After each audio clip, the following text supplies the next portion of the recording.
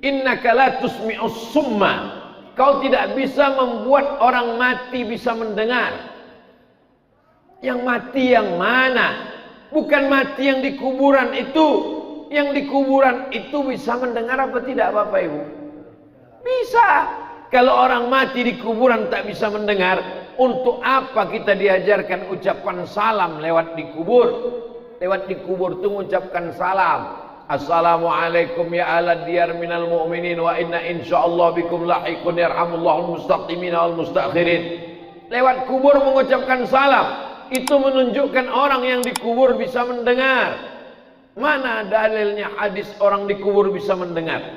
Orang dimasukkan ke liang lahat, dia mendengar suara gesekan sandal orang yang meninggalkannya. Kalau kita tinggalkan kubur itu, pulang kita ke rumah, anak menantu sahabat kerabat tetangga yang pulang ke rumah mengantar jenazah, jenazah itu mendengar suara gesekan sandalnya, kresek kresek kresek. Bayangkan kita di kamar sendirian, gelap, mati lampu, kita dengar suara gesekan sendal orang jauh meninggalkan kita. Begitulah sunyinya di liang lahat. Siapa yang menemani kita di alam kubur? Satu cuman, wa amaluhu. Sedekah, baca Quran, zikir, sholat berjamaah, berbentuk wujud makhluk yang akan menemani kita di liang lahat, liang kubur. Apa kata dia? Aku adalah amalmu. Kalau amalnya baik, sholatnya khusyuk, zikirnya banyak, sholawatnya bagus, sedekahnya melimpah ruah, akulah amalmu yang baik, bentuknya pun baik. Tapi kalau dia mabuk, berzina, minum khamar, membicarakan aib orang lain, berbentuk makhluk yang jahat, yang buruk, yang jelek, yang menakutkan. Siapa engkau? Akulah perbuatanmu yang dulu. Apa kau tak ingat dengan aku? Maka semuanya akan kita jadikan sebagai sahabat. Yarji'usnani, yang menemani orang sampai ke liang lahat ada 3. Yarji'usnani, yang 2 pulang ke rumah. Yang pulang ke rumah ahluhu, keluarganya. Kalau suami meninggal, istrinya ikut mengantar. Kalau suami ibu meninggal, ibu ikut apa tidak mengantar? Ikut kata dia. Mau masuk ke dalam? Enggak. Hah? Dengar tuh Pak? Tidak kata. Jadi kalau ada ibu-ibu yang menangis di liang lahat, di liang kubur, pernah mungkin Bapak Ibu melihat orang mengantar jenazah, lalu kemudian istrinya menangis, udah. Banyak orang melarang, banyak buya-buya, ustaz-ustaz melarang. Jangan. Istrinya mau masuk ke dalam, jangan. Kalau saya enggak, saya biarkan aja. Tak akan masuk, dia cuma bersandiwara aja. Tidak ada orang mau ikut orang mati. Yang mau ikut cuma satu. Wa amaluhu amal.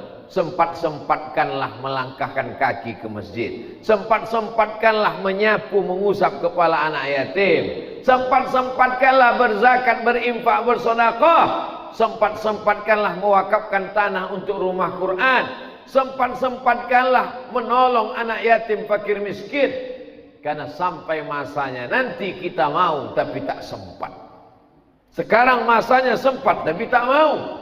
Sampai masanya nanti mau tapi tak sempat.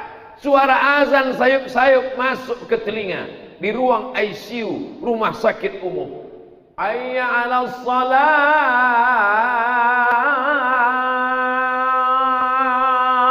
Mau ke masjid tapi tak mampu. Kaki terbaring.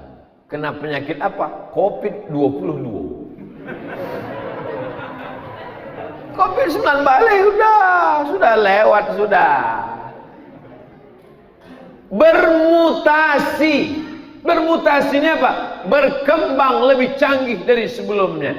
Amboko bodoh dalam masalah virus. Jadi yang mau tanya ke dokter, Pak Dokter, kenapa orang sudah vaksin 2 kali tetap kena COVID? Karena COVID-nya bermutasi, Pak Ustadz. Mutasi itu apa?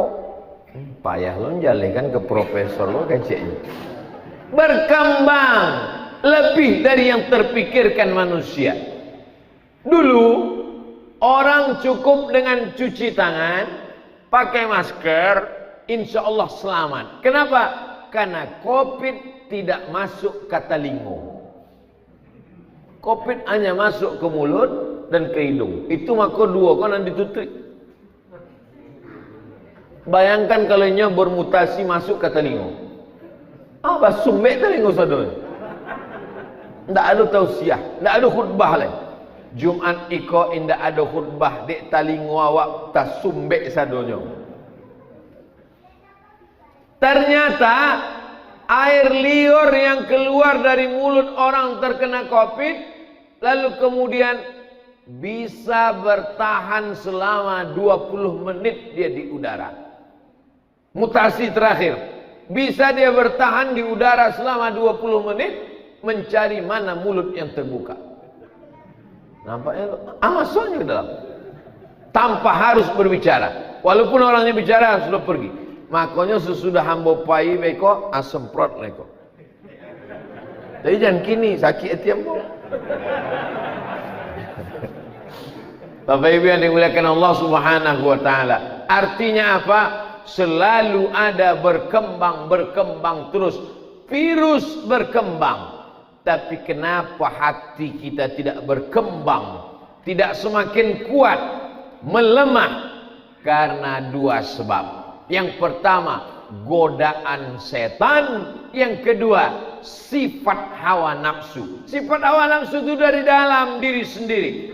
Tapi sifat hawa nafsu dengan godaan setan seperti api di lalang yang kering.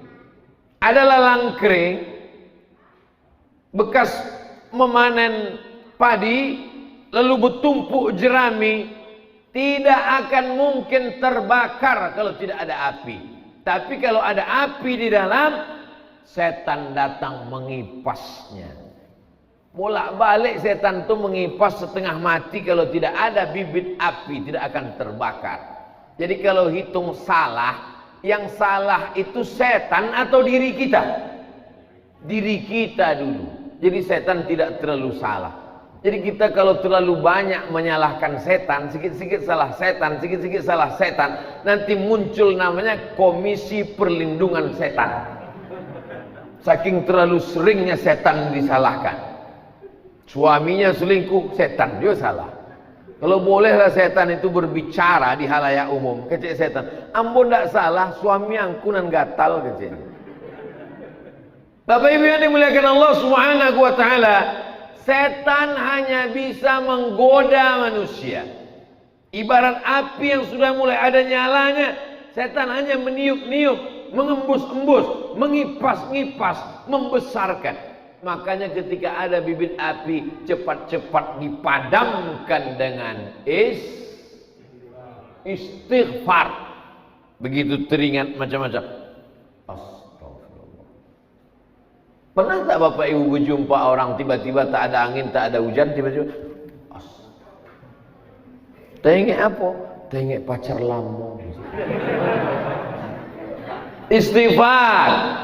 Walladzina idza fa'alu fahishatan, kalau terlintas dalam hatinya dosa, maksiat, langsung dia fastaghfirullah, mengucapkan istighfar. Sependek-pendek astaghfirullah, agak panjang astaghfirullahalazim, lebih panjang astaghfirullahalazim alladzi la ilaha illa huwal hayyul qayyum wa atubu ilaih. Paling panjang Allahumma anta rabbi la ilaha illa anta khalaqtani wa ana 'abduka wa ana 'ala ahdika wa 'adika masata'tu a'udzubika min syarri ma sana'tu abu laka bi ni'matika 'alayya wa abu bi dhanbi faghfir li fa innahu la yaghfiru dzunuba illa anta.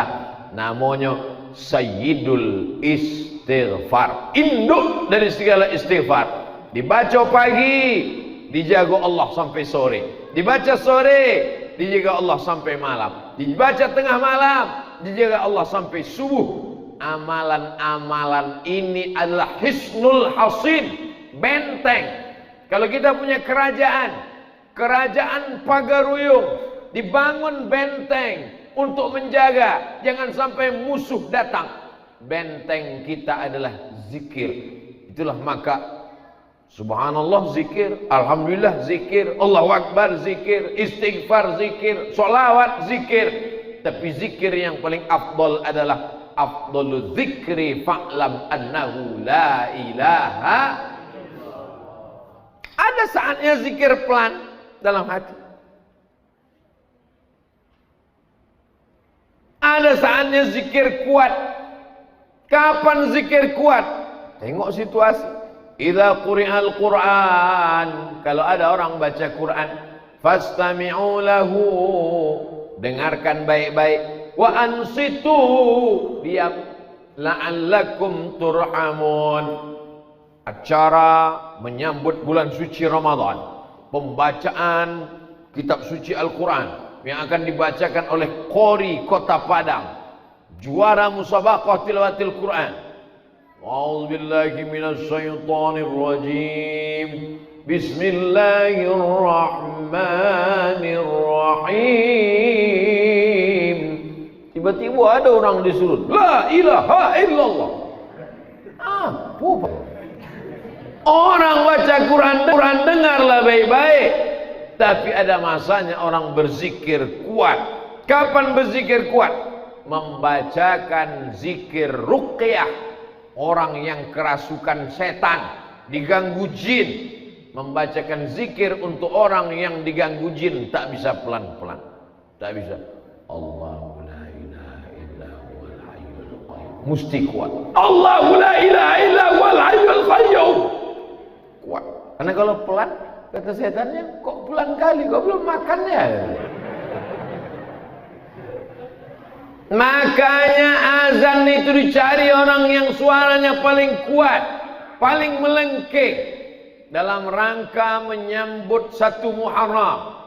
Jangan cuma ceramah, jangan cuma tausiah, adakan lomba azan.